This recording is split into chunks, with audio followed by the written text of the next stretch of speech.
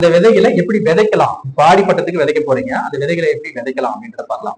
இப்ப கிழங்கு ரகங்கள் எல்லாம் பாத்தீங்கன்னாக்கா இது முளைப்பு திறன் வந்தே இருக்கு. இந்த கிழங்குகள்லாம் வெளியில அப்படியே நம்ம வச்சிடலாம்.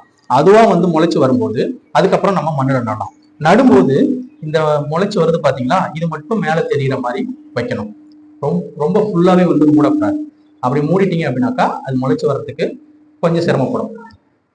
அப்போ கிழங்குகள் எல்லாமே வந்து ஆடிப்பட்டத்துக்கு முன்னாடியே விதைச்சிடணும்.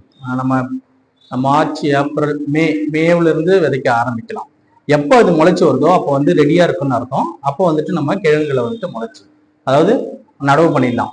மழை அதிகமாகும் போது நடவு பண்ணோம் அப்படின்னாக்கா நமக்கு வந்து அது அழுகல் வந்து பிரச்சனை வரும். அதனாலதான் வந்துட்டு ஆடிப்பட்டத்துக்கு முன்னாடியே வந்துட்டு கிழங்குகளை எல்லாத்தையுமே வந்துட்டு நடவு பண்ணிடணும். ஓகே, இப்போ ஒவ்வொரு விதைக்கும் ஒவ்வொரு முளைப்புத்திறன் இருக்கும், ஒவ்வொரு வேறுபாடு இருக்கும்.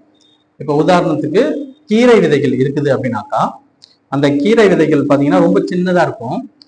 அது 2ல இருந்து 3 நாளுக்குள்ளார முளைச்சிடும். அது சாதாரணமா தூவி விட்டாலே போதும். அடுத்தது இதுவே கத்திரி, தக்காளி இதெல்லாம் இருக்கு பார்த்தீங்களா, அது சின்னதாக தான் இருக்கும். ஆனா முளைக்கிறதுக்கு கிட்டத்தட்ட ஒரு 8ல இருந்து 9 நாட்கள் ஆகும். ஏன் அப்படின்னாக்கா விதைகள் முளைக்கிறதுக்கு அதோடைய மேல் தோல் இருக்கு பார்த்தீங்களா, அதை பொறுத்து தான் மாறுபடும். இப்போ தக்காளி, கத்திரி எல்லாம் பார்த்தீங்கன்னாக்கா அதோடைய தோல் வந்துட்டு ரொம்ப ஹார்டா இருக்கும்.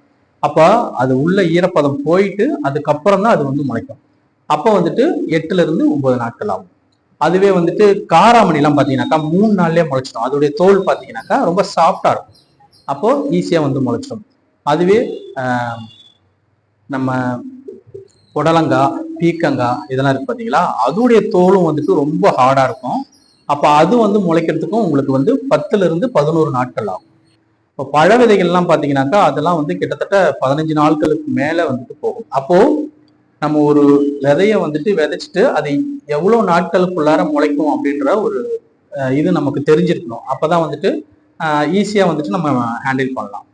சரி, இப்போ இந்த விதைகளை வாங்கிட்டு போயிட்டு பாதுகாத்து வச்சுட்டீங்க.